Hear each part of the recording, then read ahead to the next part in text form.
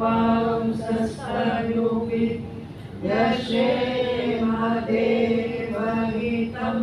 यदायुः स्वस्ति न इन्द्रो वृद्धश्रवाः स्वस्ति नः पूषा विश्ववेदाः स्वस्ति नस्तार्क्ष्यो अरिष्टनेमिः स्वस्ति नो बृहस्पतिर्दधातु ॐ शान्ति शान्ति शान्ति। ॐ सहना भवतु सहनौ भुनक्तु सह वीर्यं करवावहै तेजस्विनावधीतमस्तु मा विद्विषावहै। ॐ शान्ति शान्ति शान्तिः। ॐ श्री गुरुभ्यो नमः।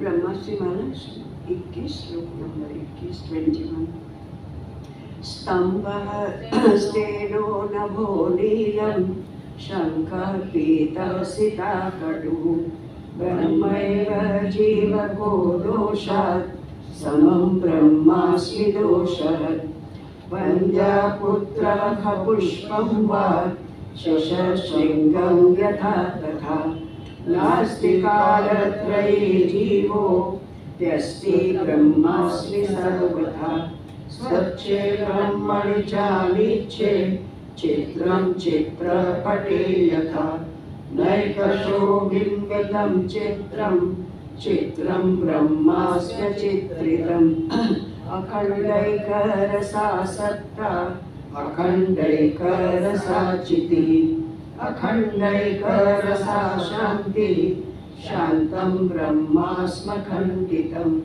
अखण्डैकरसं ज्योतिः अखण्डैकरसं सुखम् अखण्डैकरसं तत्त्वं ज्योतिर्ब्रह्मास्मि तात्विकम् ज्योतिर्ब्रह्मास्मि तात्विकम्।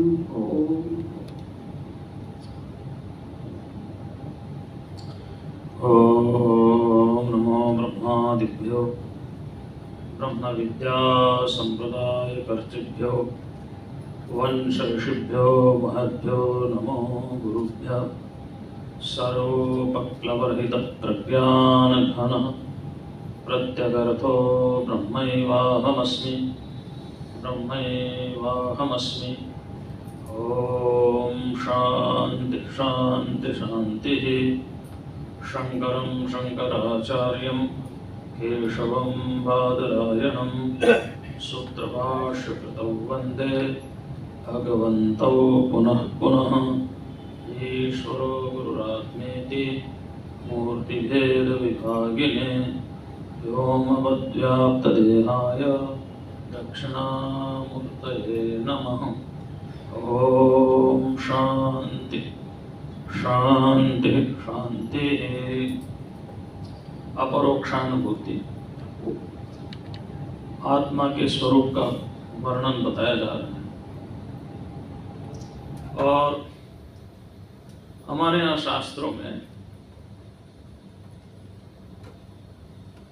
मुख्य रूप से दो प्रकार से आत्मा का नित्यत्व और जगत का मिथ्यात्व सिद्ध करते हैं। सिंपल तरीके से सहज रूप से बता रहे हैं, बहुत गहराई में नहीं। और वो ये है मुख्य रूप से जो इसमें आएगा, ये श्लोक पढ़ते हैं उसके बाद बताते हैं। आत्मा प्रकाशकः स्वच्छो देहस्तामसुच्यते तयोरैक्यं प्रपश्यन्ति किमज्ञानमतः परम्। आत्मा क्या है? प्रकाशक है, इल्यूमिनेटर है ना। एक्सपीरियंसर है, एक्सपीरियंस्ड नहीं है, इल्यूमिनेटेड नहीं है। तो मुख्य रूप से आत्मा के लिए दो बातें कही जाती हैं, वो मैं बता रहा हूं। एक तो ये है प्रकाशक और प्रकाश्य, समझ गए ना? प्रकाशक और प्रकाश्य, इल्यूमिनेटर एंड इल्यूमिनेटेड। दूसरा है दृक और दृश्य, सीयर एंड सीन। तो जो सीन है दैट इज पेरिशेबल, और जो सीयर है दैट इज इम्पेरिशेबल। दृष्टा और दृश्य, प्रकाशक और प्रकाश, मुख्य रूप से ये दो बातें मुख्य रूप से बताई जाती। जैसे दृष्टा दृश्य का क्या है, ये मेरा है, मैं इसे देख रहा हूं ना, जिस चीज को मैं देख रहा हूं वो मेरे से भिन्न है, जिस जिसको मैं देख रहा हूं वो मेरे से भिन्न है। और जो जो दिखाई दे रहा है वो नाशवान है, जो जो दिखाई दे रहा है वह नाशवान। अब इस न्याय को आप कितना भी विस्तार कर दो, सूर्य, चंद्र, तारे, नक्षत्र, ग्रह, ये सब नाशवान है, एक न एक दिन सारे समाप्त होंगे। जब सूर्य, चंद्र, ग्रह, नक्षत्र नाशवान है, पृथ्वी, जल, अग्नि, वायु नाशवान है, आकाश, तो फिर हमारा शरीर कहां टिकेगा? इसलिए शरीर नाशवान है और मैं जो इनको देख रहा हूं वो अविनाशी है। हमारे महात्मा कहते हैं, भाई कोई ऐसा बताओ जिसने अपना जन्म देखा हो, है कोई? अच्छा, कोई ऐसा हो जिसने अपनी मृत्यु देखी हो? कोई ऐसा हो जिसने अपना जन्म देखा हो, कोई ऐसा हो जिसने अपने जन्म देखा होगा, अपना नहीं दूसरे का, मृत्यु भी देखी होगी, अपनी नहीं दूसरे की। कोई ऐसा नहीं है जो कहे कि मैंने अपना जन्म देखा है, कोई ऐसा नहीं कि जो कहे कि मैंने अपनी मृत्यु देखी है। जब तुम्हारा जन्म ही नहीं हुआ तो मृत्यु भी नहीं है, केवल शरीर को लेकर अभिव्यक्ति हो रही है। You are manifested through the senses, इंद्रियों के द्वारा तुम अभिव्यक्त हो रहे हो, नेत्र के द्वारा तुम अभिव्यक्त हो रहे हो कि रूप को देखने वाला तुम हो, कान के द्वारा तुम अभिव्यक्त हो रहे हो कि शब्द को सुनने वाले तुम हो, नासिका के द्वारा तुम अभिव्यक्त हो रहे हो, मैनिफेस्टेड हो रहे हो कि गंध को ग्रहण करने वाले तुम हो। तुम तो इस देह को लेकर खाली मैनिफेस्टेशन है, तुम्हारा अभिव्यक्तिकरण है, उत्पत्ति और नाश नहीं है। जब ये देह नहीं रहेगा तो अभिव्यक्ति का साधन नहीं रहेगा, तो अभिव्यक्त होने वाली वस्तु अभिव्यक्त नहीं होगी, तुम्हें इनका पता नहीं चलेगा। तो जो कुछ भी है, तो महात्मा कहते कि किसी ने अपना जन्म नहीं देखा, किसी ने अपने, तो आत्मा जन्म और मरण से रहित है। देह में बीच में संयोग हो गया शरीर का, कर्मजन से, वासनाओं से, है ना, काल, कर्म और वासना से। तो वासना देह से संयोग हो गया, तो देह के द्वारा हम अपने आप को बता रहे हैं कि मैं हूं। नहीं, ये बताने वाला कोई नहीं होता, क्योंकि आत्मा जो है इन सब का दृष्टा है, इनको देखने वाला है। वह शब्द, स्पर्श, रूप, रस, गंध नहीं है। अशब्द मस्पर्श मरूप मरसम तथा अरसम तक, तो वहां कुछ भी नहीं है, कुछ नहीं है वहां। शरीर मिला तो हम बात कर रहे हैं, शरीर नहीं है तो बात करने का माध्यम नहीं है, तो हम परमानंद में। अशब्द मस्पर्श मरूप मर रसम, तो ये जो है ना, सारा का सारा यही है। तो जो कुछ दिखाई दे रहा है वो नाशवान है। और दूसरा मैं और मेरा, जो मेरा है वो मैं नहीं हूं, जो मेरा है वो भी नाशवान है, खाली मैं ही बचता हूं। दूसरा प्रकाशक और प्रकाश्य, ठीक है ना, दृष्टा दृश्य और दृष्टा दृश्य कोई दूसरी भाषा में मैं और मेरा, है ना। और है प्रकाशक और प्रकाश। देखो, प्राय गलत धारणा हम मान बैठते हैं। हम क्या कहते हैं कि आत्मा ज्योति स्वरूप है। क्या कहें? तो हम सोचते हैं कि जैसे हम लाइट नहीं जलाते, ऐसी आत्मा पे कोई लाइट होगी, है ना। ऐसी लाइट होगी, ध्यान करो। अच्छा, हमने ध्यान किया, क्या दिखाई दे रहा है? एक ज्योति दिखाई दे रही है। बोले यही आत्मा है। तो ज्योति को देखने वाला कौन है भाई? आत्मा जो ज्योति दिखाई दे रही है वह आत्मा नहीं है। उस ज्योति को जो देख रहा है वह आत्मा है। तो कई बार हम आत्मा ज्योति स्वरूप है तो सोचते हैं कि कहीं एक लाइट जल रही है, उसका नाम आत्मा है। हाँ? ज्योति क्या है? ज्योति पदार्थों का प्रकाशक है ना। ज्योति पदार्थों का प्रकाशक है, लेकिन रात होती है तो फिर पदार्थों को कौन प्रकाशित कर रहा है? जहां बिजली नहीं, बल्ब नहीं, लाइट नहीं, और वो कैंडल भी नहीं, मोमबत्ती भी नहीं, वहां कौन कह रहा है कि मैं हूं? अपने अस्तित्व का बोध किसको हो रहा है? तो ये जो आत्मा ज्योति स्वरूप तो है, लेकिन ये ज्योति स्वरूप कभी भी शांत होने वाली ज्योति नहीं है। सूर्य खत्म हो जाएगा, फिर क्या करोगे? आत्म ज्योति तो फिर भी। उपनिषदों में लिखा कि आत्मा क्या है? बोले ज्योति है, प्रकाश है। तो कैसा प्रकाश है? ये वो प्रकाश है जो सूर्य को भी प्रकाशित कर रहा है। सूर्य को भी प्रकाशित कर रहा है। तो इसी के प्रकाश से सूर्य और चंद्र प्रकाशित हो रहे हैं।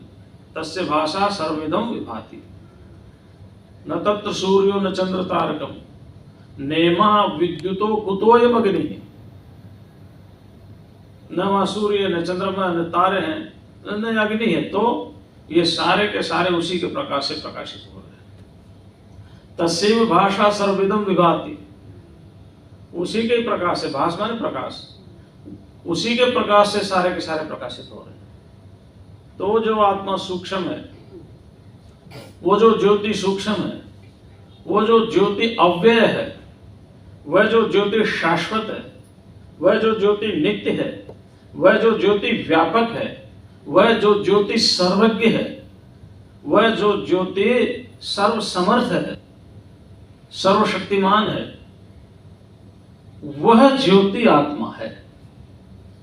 नॉट द लाइटनिंग इज आत्मा। समझ गए? हाँ। तो लेकिन अब क्या है, जैसे आप कोई भी कर्मकांड कराते हैं, गणेश जी लाओ, गणेश जी नहीं मिलता तो एक मिट्टी का डला लेते हैं, मिट्टी का ढेला, उस पर वो बांध देते हैं मौली, और सुपारी को बांध देते हैं, मिट्टी का डला बांध देते हैं, कहीं मौली बांध दिया, बोले गणेश जी हो गए। तो गणेश प्रतीक है किसका? उस सर्वव्यापक गणेश का। इस मिट्टी के ढेले में या इस सुपारी में हम गणेश का प्रतिनिधित्व कर रहे हैं, उस परमात्मा का। ठीक है ना? ये गणेश नहीं, हमें मालूम है तो सुपारी है, लेकिन हमने उसमें भावना कर दी। अब हमारी दृष्टि में वो सुपारी नहीं है, हमारी दृष्टि में वही गणेश है जो दुख हरता है, सुख करता है ना? ऐसे ही जब हम ज्योति का दर्शन करते हैं ध्यान में, तो वो ज्योति उस परम ज्योति का प्रतिनिधित्व करने के लिए कहा जाता है, जो व्यापक है, सर्वांतर्यामी है, सर्वेश्वर है, सर्वाधार है, सर्वशक्तिमान है, सर्वसमर्थ है, सर्वज्ञ है, सर्वव्यापी है, अंतर्यामी है, नित्य है, एक है, विभु है, सूक्ष्म है, अव्यय है।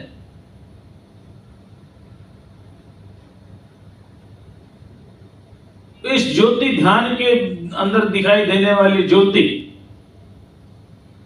उस परम ज्योति को प्रतिनिधित्व कर रही है, लेकिन ये ज्योति दिख रही है, देखने वाला आत्मा है, तो आप उस ज्योति को आत्म प्रकाश की ओर लेकर के आए तो आप देखेंगे वो जो वृत्ति ज्योति की हमारे अंदर पैदा हुई थी वो वृत्ति शांत हो जाएगी और आत्म स्वरूप का बोध हो जाएगा। तो जो प्रकाश और प्रकाशक है, प्रकाशक नित्य है और जो प्रकाशित हो रहा है, what it may be the illuminated, what it may be the experienced, वो सारा का सारा अनित्य है। लेकिन हम इन दोनों में मिला दिया। आज डॉक्टर साहब हमारी तबीयत ठीक है इसलिए आनंद से बोल रहे हैं, कल तो बड़ी मुश्किल से बोल रहे थे, है ना। लेकिन दोनों को हमने मिला दिया। हम सोच रहे हैं, क्या सोच रहे हैं हम, कि जब से हमारा संस्कार उद्भूत हुए, समझ आई है, जब से भी 1 साल 2 साल 6 महीने 3 महीने 2 महीने जब से भी समझ आई है, हम देह को ही मेहमान करके चल रहे हैं, क्योंकि इसको ही देखा हमने। तो वो संस्कार इतने बलवान हो गए कि हम देह को मैं अपना स्वरूप मान बैठे, जबकि देह का मैं दृष्टा हूं, नेत्र को मैं देख रहा हूं, कान को मैं देख रहा हूं, इंद्रियों को मैं देख रहा हूं, मन को मैं देख रहा हूं, बुद्धि को मैं देख रहा हूं, मैं इनसे परे हूं। लेकिन संस्कार इतने बलवान हो गए, इतने बलवान हो गए अज्ञानता के कारण, अब उसको छांटना बड़ा मुश्किल हो गया, बहुत मुश्किल हो गया। तो बुद्धि जिसके द्वारा प्रकाशित हो रही है, मन जिसके द्वारा प्रकाशित हो रहा है, इंद्रियां जिसके द्वारा प्रकाशित हो रहा है, अंतःकरण जिसके द्वारा प्रकाशित हो रहा है, ये शरीर जिसके द्वारा प्रकाशित होना मतलब ज्ञान, जानना। प्रकाश का मतलब ज्ञान है। स्वयं ज्योतिरात्मा, ये उपनिषद वचन है। तो स्वयं ज्योति का मतलब है ज्ञान स्वरूप। तो यहाँ प्रकाश का अर्थ क्या है? ज्ञान। ज्योति का अर्थ क्या है? यहाँ ज्ञान। जो शरीर को प्रकाशित कर रहा था, जो शरीर को जान रहा है, जो बुद्धि को प्रकाशित कर रहा था, जो बुद्धि को जान रहा है। तो बुद्धि को जानने वाला नित्य है, बुद्धि जाने जाने वाली है, इसलिए अनित्य है। संसार को जो जान रहा है तो जानने वाला नित्य है और जाना जाने वाले संसार अनित्य है। लेकिन दोनों को मिला दिया, मिक्स कर दिया, एक कर दिया। तो वो ये कह रहे हैं, बड़ा आनंद है, ये सब्जेक्ट बहुत प्यारा है। हाँ, आत्मा प्रकाशकः, आत्मा प्रकाशक है। प्रकाशकः माने ज्ञानवान है ना। आत्मा प्रकाशक है अर्थात आत्मा ज्ञानवान है, ज्ञान स्वरूप है, ज्ञप्ति स्वरूप है ना। The Atma is knower and the world is known. समझ गए? तो आत्मा प्रकाशक, इल्यूमिनेटर और नोवर और एक्सपीरियंशियर, जिसको एक्सपीरियंस हो रहा है। तो आत्मा नित्य है, संसार अनित्य। तो प्रकाशक प्रकाशक है, सबको प्रकाशित कर रहा है, सबको जान रहा है। स्वच्छ, it is very very pure. स्वच्छ का मतलब है अविद्या। अविद्या के जो रोग हैं, अस्मिता, राग, द्वेष, अभिनिवेश, ठीक है ना, और इनसे उत्पन्न होने वाले जो सुख दुख मोह और संसार का थोड़ा बहुत प्रेम करुणा स्नेह, जो भी आप कुछ लगा लो, अविद्या और अविद्या का विकार, क्लेश, कर्म, विपाक और आशय, अविद्या के विकार है।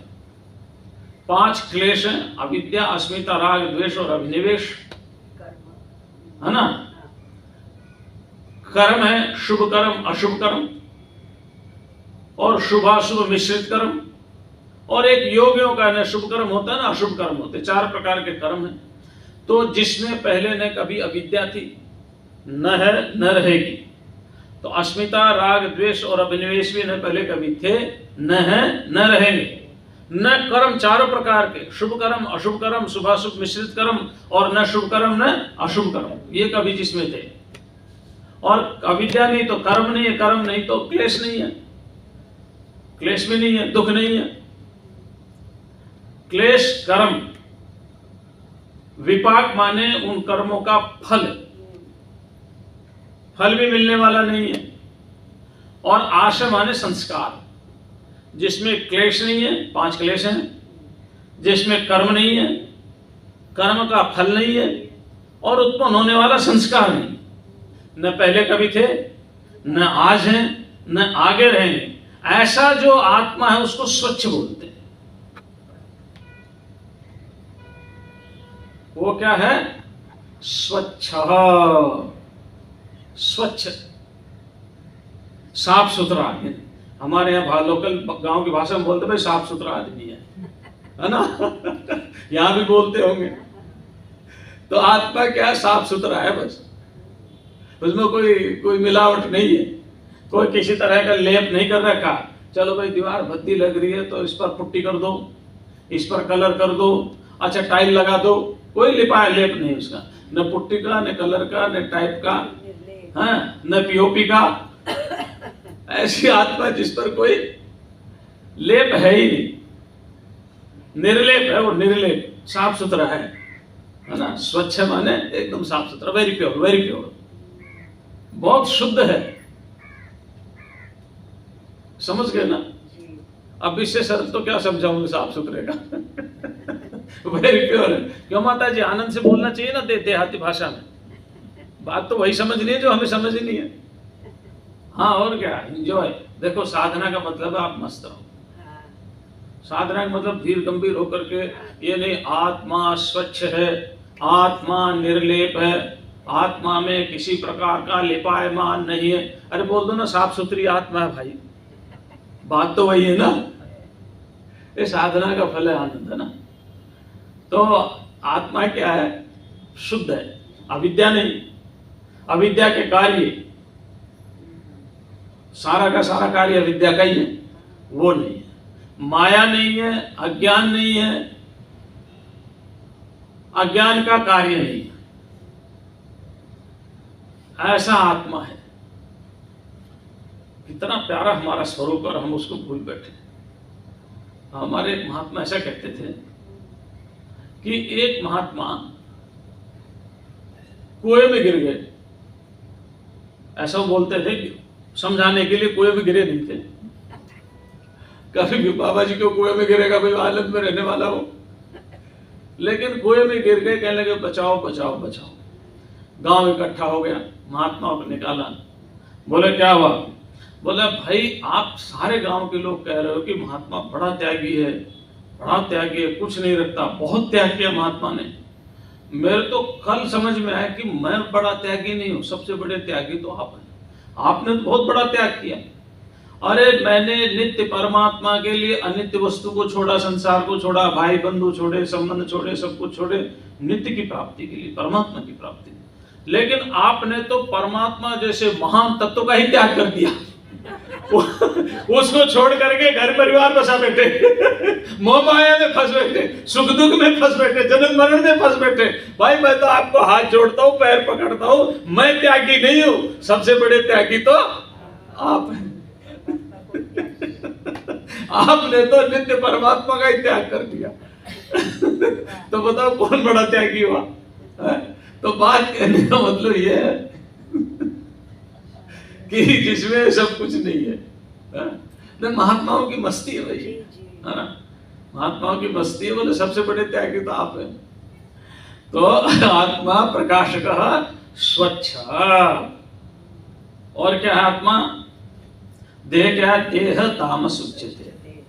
देह तामस कहला। तामस माने अविद्याजन्य, तामस माने अज्ञान से उत्पन्न होने वाला। समझ गया ना?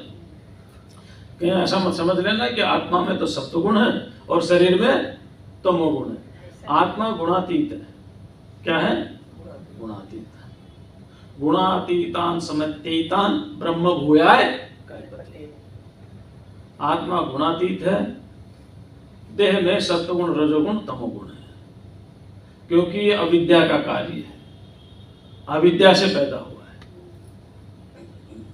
तो आत्मा प्रकाशकः स्वच्छः देह तामस उच्यते, देह तमोगुण कहलाता है। यहाँ तामस से प्रकृति का विकार समझना ना, कहीं केवल तमोगुण मत लेना, सत्वगुण भी है, रजोगुण भी और तमोगुण भी है। तमोगुण का अर्थ अज्ञान से, तम का अर्थ यहाँ अज्ञान से, क्योंकि अज्ञान है तभी हम अच्छे बुरे कर्म कर रहे हैं। अच्छे बुरे कर्म कर रहे हैं तो उसका फल भोगने के लिए हमें ये शरीर मिला, देह मिला हुआ है। तयोरेक्यम प्रपश्यन्ति किमतः किम अज्ञानमतः परम, इससे बड़ा अज्ञान और क्या होगा कि उन दोनों को एक ही समझ बैठे। शरीर को प्रकाशक और प्रकाश को एक ही समझ बैठे, नोवर और नॉन को एक ही समझ बैठे, ज्ञाता और ज्ञेय, ज्ञेय माने जिसको जाना जाता है, ज्ञाता और ज्ञेय को हम एक ही समझ बैठे। इससे बड़ा ज्ञान और क्या होगा? इससे बड़ा तो कोई ज्ञान होगा नहीं। तो जो मैं नित्य शुद्ध बुद्ध मुक्त स्वरूप आत्मा, नित्य चैतन्य आत्मा, अपने आप को बदलने वाला, मरने वाला, जन्मने वाला, घटने वाला, बढ़ने वाला देह मान बैठा, तो कहा इससे बड़ा और अज्ञान क्या होगा? इससे बड़ा तो कोई अज्ञान है नहीं। चलिए आगे चलें। आत्मा नित्यो हि सद्रूपो देहो नित्यो हि सन्मयः तयोरेकं प्रपश्यन्ति किमज्ञानमतः परम। आत्मा क्या है? नित्य है। क्या है? नित्य किसे कहते हैं? वेदांत में नित्य कहते हैं जो तीनों कालों में एक जैसा है। त्रिकालाबाधितत्वम नित्यत्वम, जिसमें तीनों काल से जिसका बाध ना हो। अब ये तीन काल भी हमने अपनी सुविधा के लिए बनाए हैं। ईश्वर में कोई काल नहीं होता, आत्मा में काल नहीं, ध्यान रखना। जैसे हम कहें कि भाई संसार कब बना, कब का मतलब काल आ गया, और काल का मतलब हो गया सृष्टि बन चुकी। सृष्टि बनेगी तो काल आएगा ना। टाइम एंड स्पेस ये सृष्टि के भाग हैं। कब और कहां, कब कहां कैसे क्यों, ये सारा सृष्टि होने पर होता है। सृष्टि नहीं है तो कब भी नहीं, क्यों भी नहीं, कहां भी नहीं, कुछ नहीं है। तो ध्यान रखना, परमात्मा कालातीत है। कालातीत का मतलब ये काला मत समझ लेना, है ना। Beyond the time and space. In the divine, in the atman there is no time, there is no space. तो ये जो नित्य शब्द का प्रयोग किया है, नित्य शब्द का प्रयोग हमें समझाने के लिए किया है कि ईश्वर तीनों कालों में एक समान रहता है। अच्छा, हम क्या कहते हैं? ईश्वर त्रिकालदर्शी है, क्या बोलते हैं? बोलते हैं ना। तो त्रिकालदर्शी का मतलब इतना ही होता है कि हमारी दृष्टि में जो तीन काल है उन सबको ईश्वर जानता है। ईश्वर की दृष्टि में काल नहीं है कोई। तीन काल, त्रिकाल माने तीन काल, हमारी दृष्टि में, ईश्वर की दृष्टि में नहीं है। वहां काल है ही नहीं। वो काल का भी काल महाकाल है ना। वो काल का भी काल महाकाल है। तो ये बात जरूर ध्यान देना कि नित्य शब्द का प्रयोग हमें अपने समझाने के लिए किया है कि जो भूत भविष्य वर्तमान में एक समान रहे। अव्यय जिसको बोलते हैं ना, अव्यय कहा ना, जिसका व्यय ना हो, क्षीण ना हो, जो विकारों से ग्रसित ना हो। तो आत्मा नित्य, आत्मा नित्य है, मरने के बाद भी और जन्म से पहले। देखो, बड़ी विलक्षण बात है। आज तक किसी आदमी ने नहीं कहा कि मैं मर गया। दुख के कारण कह दिया औपचारिक रूप से तो अलग बात है। भाई पैर जा रहे थे, ठोकर लगी, अरे राम मर गया, वो तो औपचारिक है ना। लेकिन ये नहीं कहा कि देखो मैं मर रहा हूं, अब मर गया मैं, अब मैं मर गया, अब मेरा जन्म हो गया। किसी ने नहीं कहा, क्योंकि मरता भी नहीं, जन्म भी नहीं होता। औपचारिक रूप से भले ही कह दो पैर में ठोकर लगी तो राम मैं मर गया, ठीक है ना। थोड़ा सा ऑफिस लेट पहुंचे, अरे मर गए राम। ऑफिस लेट पहुंचने मरता थोड़ी, पर एक प्रयोग है ये, दुख को अभिव्यक्त करने का प्रयोग है। लेकिन वास्तविक मृत्यु किसी ने नहीं देखी, क्योंकि मरता ही नहीं तो मृत्यु कैसे देखेगा? जन्म होता ही नहीं उसको, तो जन्म देखेगा कैसे? इसलिए आत्मा नित्य है और सद्रूप है, मतलब सत्ता है उसकी, सत्ता एग्जिस्टेंस सब्सटेंस है, सत्ता है उसकी, असत्ता नहीं है, अभाव नहीं है, भाव रूप है। आत्मा अभाव रूप नहीं है, भाव रूप है। जैसे मान लो ये सारी सृष्टि है, इसका तो एक दिन प्रलय होगा, तो इसका अभाव हो जाएगा। हमारे यहाँ अभाव 4 प्रकार का है, 4 प्रकार का है। एक प्राग भाव, यानी मिट्टी में घड़ा बनने से पहले घड़े का अभाव। घड़ा भी बना नहीं तो घड़ा है नहीं, तो उत्पन्न होने से पहले अभाव को प्राग भाव बोलते हैं। मिट्टी में घड़ा बनने से पहले घड़े का अभाव था, घड़ा था नहीं। एक बोलते प्रध्वंसा भाव, एक प्राग भाव, एक प्रध्वंसा भाव। घड़े को फोड़ दिया, खत्म हो गया, बस ध्वंस हो गया उसका, जिसको प्रलय बोलते हैं। प्रध्वंसा भाव, किसी ने घड़े को मार ठोकर घड़ा टूट गया तो घड़ा खत्म, तो घड़े का अभाव हो गया। एक अन्योन्या भाव, यानी यहां पर घड़ा तो है, घड़ा तो है लेकिन फ्रिज नहीं है, तो फ्रिज की दृष्टि से घड़े की दृष्टि से फ्रिज का अभाव है। अगर फ्रिज है घड़ा नहीं है तो फ्रिज की दृष्टि से घड़े का अभाव है। एक की दृष्टि से दूसरे का अभाव।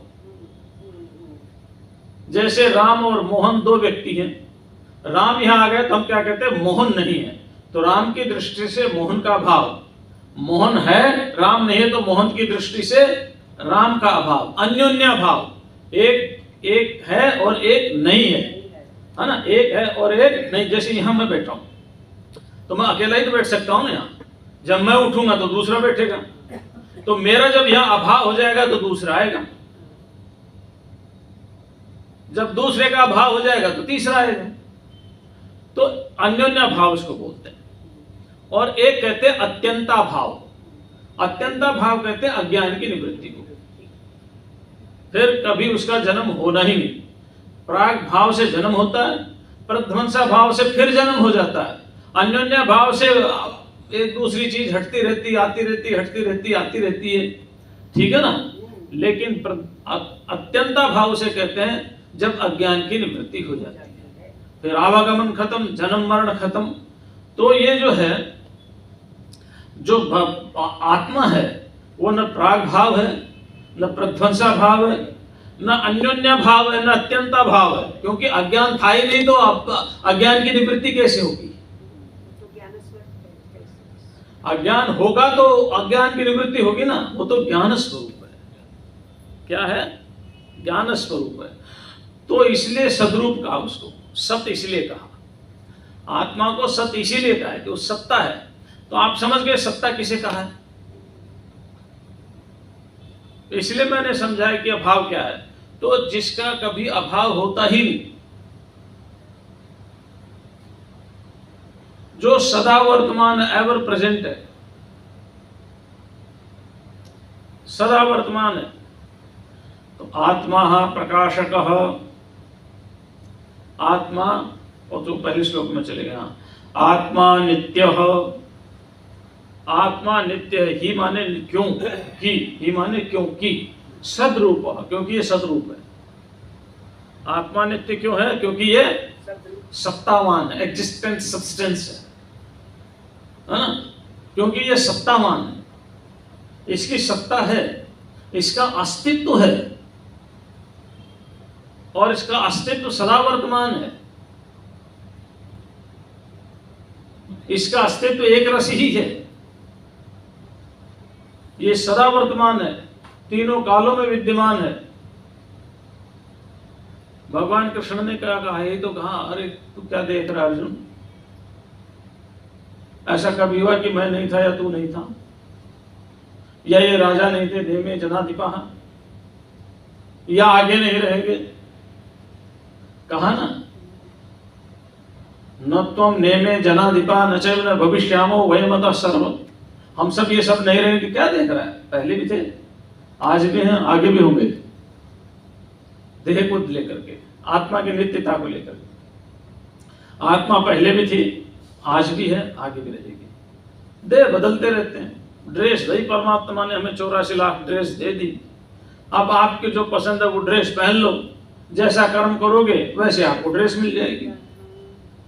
ठीक है ना। बच्चा फेल हो जाता है, पिता ऑटो रिक्शा ला देता है। बच्चा पास हो जाता है तो पिता बाइसिकल मोटरसाइकिल ला देता है। दोनों ही लानी पिता को। तो अब बच्चे के ऊपर वो मोटरसाइकिल लेना चाहता है, ऑटो रिक्शा लेना चाहता है। ठीक है ना। ऐसे ही हमारे ऊपर है, हम कौन सी ड्रेस पसंद करते, देवता की करते, मनुष्य की करते, राक्षस की करते, पशु पक्षी कीट पतंग सब किसकी ड्रेस पसंद करते, हमारे अपने कर्मों पर है। तो ड्रेस के बदलने से आत्मा का बदलाव नहीं होता। ठीक है ना। ड्रेस के चेंज होने से आत्मा चेंज नहीं होती। तो यही तो भगवान ने कहा, यही कहा, वासांसि जीर्णानि यथा विहाय नवानि गृह्णाति नरोपराणि तथा शरीराणि जीर्णान्यन्यानि विहाय नवानि गृह्णाति। तो ऐसा ही है बस। इसलिए भगवान ने कहा भाई ऐसा नहीं अर्जुन कि ये हम और तुम पहले नहीं थे, ये राजा नहीं थे, ये हम आगे नहीं रहेंगे, ये तो परंपरा चलती रहेगी। हम भी थे, ये भी थे, अब भी हैं, आगे भी रहेंगे, क्योंकि आत्मा नित्य है। आत्मा नित्य है और सद्रूप है, अस्तित्ववान है, सत्तावान है, एग्जिस्टेंट सब्सटेंस है वो। तो आत्मा नित्य ही सद्रूपो, और शरीर कैसा है, देहो नित्यो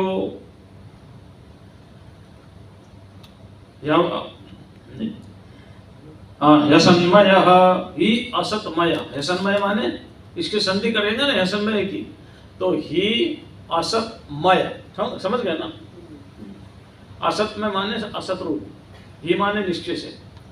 तो देहो नित्य, देह अनित्य, देह अनित्य है।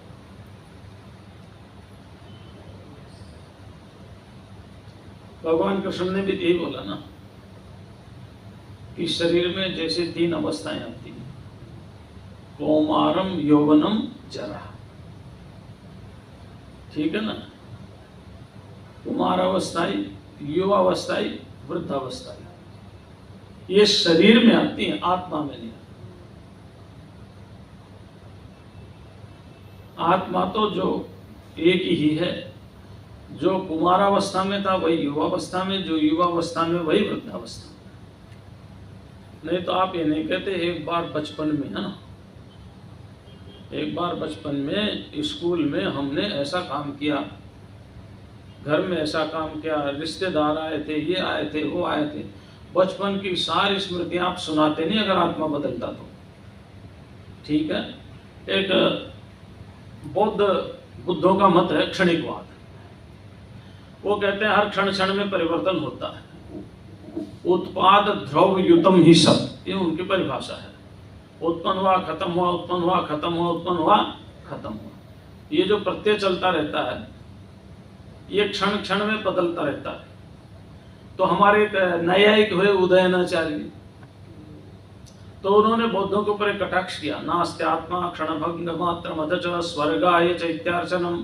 आत्मा है नहीं, जो है वो भी क्षणभंगुर है, और स्वर्ग में जाने के लिए बड़े बड़े चैत्य बना दिए। बौद्धों के मंदिरों को चैत्य बोलते, स्तूप जो है ना। पर जब आत्मा है नहीं, सब कुछ क्षण ही कहते हो, स्वर्ग में कौन जाएगा, कौन जाएगा? क्यों इतने बड़े बड़े चैत्य बनाए? नास्ति आत्मा क्षण भोग मात्र मच्छच स्वर्गाय चैत्यार्चनम सर्वम शून्य वसूनि गुरवे देहि चादिश्यते। सब कुछ शून्य है, कुछ भी नहीं है, लेकिन धन दौलत गुरु जी को सौंप दो, क्योंकि बड़े बड़े मठ बनवाने। ठीक है ना, बड़े बड़े मठ बनवाने, सौंप दो। तो ये कितना पाखंड हो गया। बौद्धानां चरितम किमन्य दियति दंभस्य पराकाष्ठा परा, बौद्धों की दंभ की पराकाष्ठा देख लो, आत्मा को मानते नहीं स्वर्ग में जाएंगे। अच्छा, स्वर्ग भी क्षणिक है, संसार भी क्षणिक है, एक क्षण में पैदा होता है दूसरे क्षण में नष्ट हो जाता है, एक क्षण में पैदा होता है दूसरे क्षण में नष्ट हो जाता है, और जीने की इतनी लंबी आशा कर बैठे, तुम्हारा जीवन ही क्षणभंगुर है। क्या साधना करोगे, क्या जप करोगे, क्या तप करोगे, क्या करोगे? तो हमारे यहाँ तो आत्मा क्षणभंगुर नहीं है ना। एक जैन का ग्रंथ है अन्य योग व्यवच्छेदिका द्वात्रिंशिका, उसका नाम है। उसके ऊपर मल्लिसेन सूरी ने टीका लिखी, शादवाद मंजरी उसका नाम रखा टीका का। तो वो जो मूल पुस्तक में श्लोक है उसमें एक बात कही बड़ी प्यारी। वो कहते हैं कृत प्रणाशा कृत कर्म भोग। अगर आप सब कुछ क्षणभंगुर मान लेंगे तो उसमें कितनी हानि है। एक तो जो कर्म किए हैं उनका नाश हो जाएगा, क्योंकि अभी जो मैंने कर्म किए 1 सेकंड पहले और था, अब और हूं। तो कर्म करने वाला कौन है? कृत प्रणाश। जो 1 सेकंड पहले जिसने कर्म किया उसके तो कर्मों का नाश होगा, उसको तो फल मिलना नहीं, क्योंकि क्षण क्षण ही तो बदल रहा है ना। अकृत कर्म भोग, और जिसने कर्म नहीं किया उसको फल मिलेगा। आज से 5 साल बाद पहले मैंने जो कर्म किए थे तो मैं हूं नहीं, बदल गया मैं तो, और उसका फल मुझे मिल रहा है जो मैं दूसरा हूं। तो कर्म का नाश हो जाएगा, और जिसने कर्म नहीं किए उसको कर्मों का फल मिलने लग जाएगा एक क्षणिक में। भव प्रमोक्ष स्मृति भंग दोषान, और फिर मुक्ति भी नहीं होगी। फिर मुक्ति के लिए प्रयत्न क्यों कर रहे हो? और स्मृति भी नहीं रहेगी। जैसे कल हमने अपरोक्ष अनुभूति में क्या सुनाया था, थोड़ा थोड़ा सबको याद है, और क्षणभंगुर ही होगा तो कहां की स्मृति बनी रहेगी। अरे आज से 10 साल पहले यहां मैं आया, जब हमने क्या किया उसके तो बात छोड़ो, कल हमने क्या बोला इसकी स्मृति नहीं बनी रहेगी। अगर सब कुछ क्षणिक है तो इसकी स्मृति नहीं बनी रहेगी।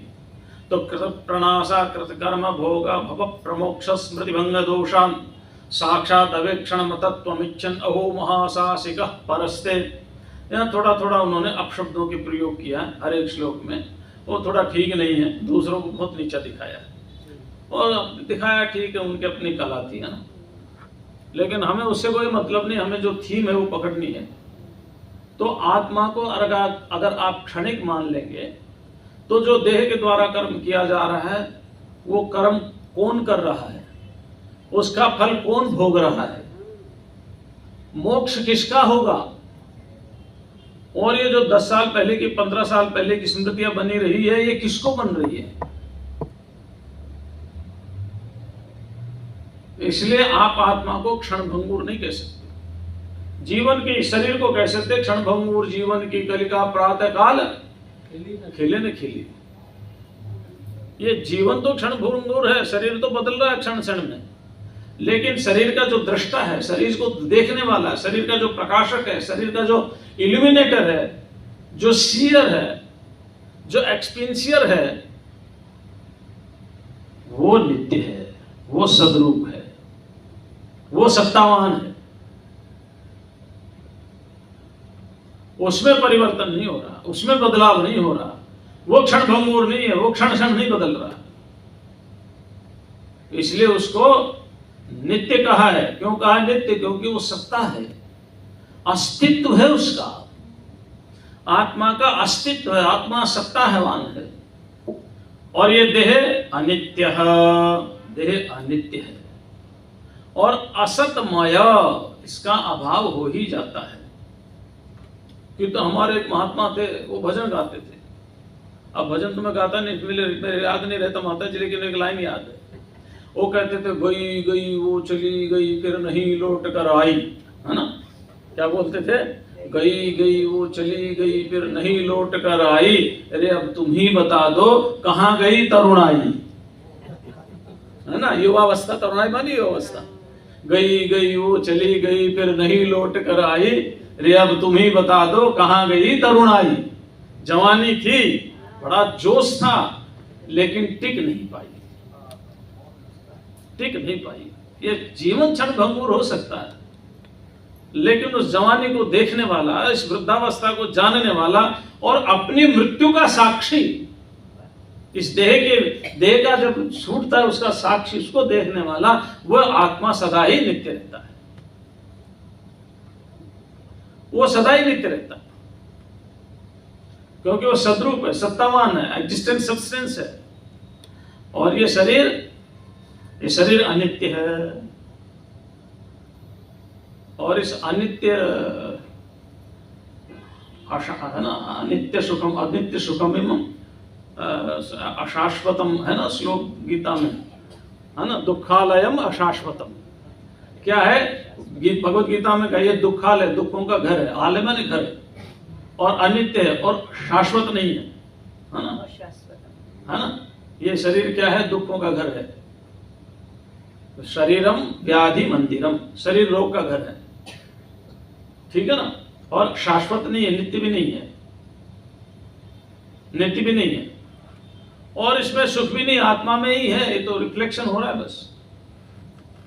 तो असतमयः, देह सत्तावान नहीं है। तयोरेक्यम प्रपश्यन्ति, फिर भी उन दोनों को आदमी एक ही समझ रहा है, आत्मा को देह समझ रहा है, देह को आत्मा समझ रहा है। इससे बड़ा अज्ञान और क्या होगा, है ना। दैट इज द बिगेस्ट होल्यूसिनेशन, सबसे बड़ा अज्ञान, सबसे बड़ा भ्रम, है ना।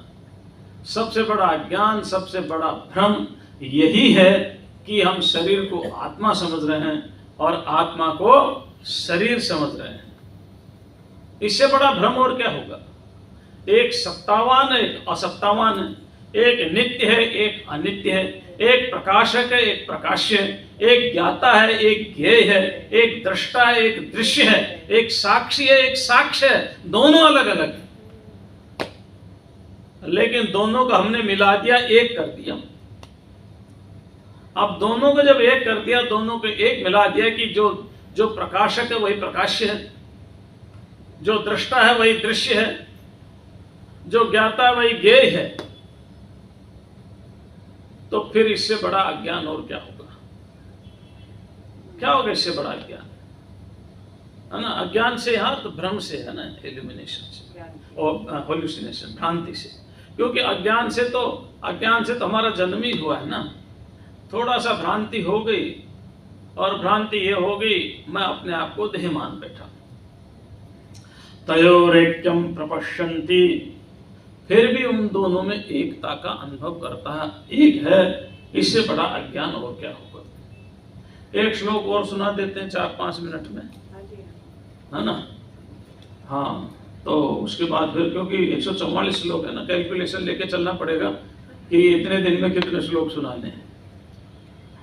आत्मनस्तत् प्रकाशत्वं तत्पदार्थावभासनम नाज्ञादि दीप्तिवद्दीप्तिर्भवत्यान्ध्यं यतो निशिः। कहते हैं कि आत्मानः तत् प्रकाशत्वं यत् पदार्थावभासनम। यत् माने जो, पदार्थ माने वस्तु, अवभाषण माने दिखाई दे रही है, ठीक है ना। जो वस्तुएं हमें दिखाई दे रही है, उनमें आत्मनः प्रकाशत्वम, वो सब आत्मा के प्रकाश से ही हमें दिखाई दे रही है। आत्मा के जो प्रकाश है, आत्मा का जो प्रकाशकत्व है, यानी प्रकाश करने का स्वभाव, है ना, वस्तु को दिखाने का स्वभाव, आत्मा का जो प्रकाशकत्व है, यानी आत्मा का प्रकाश करने का जो स्वभाव है, उस आत्मा के प्रकाश करने के स्वभाव के कारण ही ये सारे के सारे पदार्थ हमें दिखाई दे रहे हैं। ये अपने आप में प्रकाशित नहीं हो रहे। जैसे चंद्रमा सूर्य के प्रकाश को लेकर के प्रकाश देता है ना, सूर्य के प्रकाश को लेकर के प्रकाश देता है। ऐसे ही सूर्य उस परमात्मा के प्रकाश को लेकर के प्रकाश देता है। सूर्य नहीं है तो चंद्रमा प्रकाशित नहीं होगा। अब ऐसा दैनिक ईश्वर ना हो ना, ये तो कह नहीं सकते। लेकिन सूर्य अगर ईश्वर से प्रकाश ना ले तो सूर्य भी प्रकाशित होने वाला। तो प्रकाशित करना यानी किसी वस्तु को दिखाना, यानी किसी वस्तु का ज्ञान होना, ये आत्मा का स्वभाव है। अपने स्वभाव के कारण ही उसके प्रकाश से सारी की सारी वस्तुएं प्रकाशित हो रही है। तो प्रकाश का अर्थ ज्ञान भी है, समझ रहे ना। उनके ज्ञान स्वरूप होने से ही, यानी परमात्मा के प्रकाश स्वरूप होने से, अर्थात परमात्मा के ज्ञान स्वरूप होने से ही सारी वस्तुएं प्रकाशित हो रही हैं, अर्थात सारी वस्तु हमारी समझ में आ रही है, दिखाई दे रही है, उनका ज्ञान हो रहा है।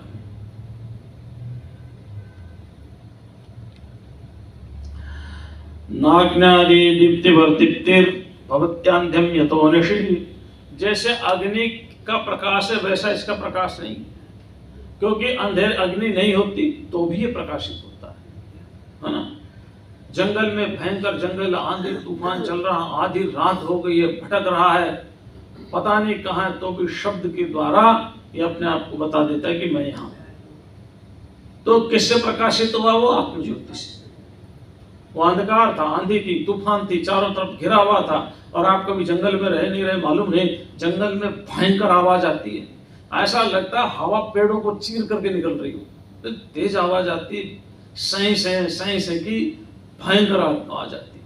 और ये बड़ और पीपल, ये बड़े पेड़ है ना, ये शांत वातावरण में भी ऐसे झूमते हैं, एकदम इनमें गैस बनती है, और गैस बन करके ऐसे झूमते मानो किसी ने पकड़ कर इनको पूरी तरह हिला दिया हो। हाँ, अब हम तो जंगल में बहुत साल रहे हैं ना, या जंगल का बहुत अनुभव हमें, हम तो अपने आप को जंगली बोलते हैं, है ना। तो कहने का अर्थ है कि वहां पर भी आत्मा के प्रकाश से ही प्रकाशित होता है। अच्छा, इसकी शेष व्याख्या कल करेंगे, आज इतना ही। ओम शांति शांति शांति। ओम पूर्णमदः पूर्णमिदं। जय महाराज जी के श्री चरणों वंदन। आज सुद अष्टमी, मंगलवार दिनांक 3 जून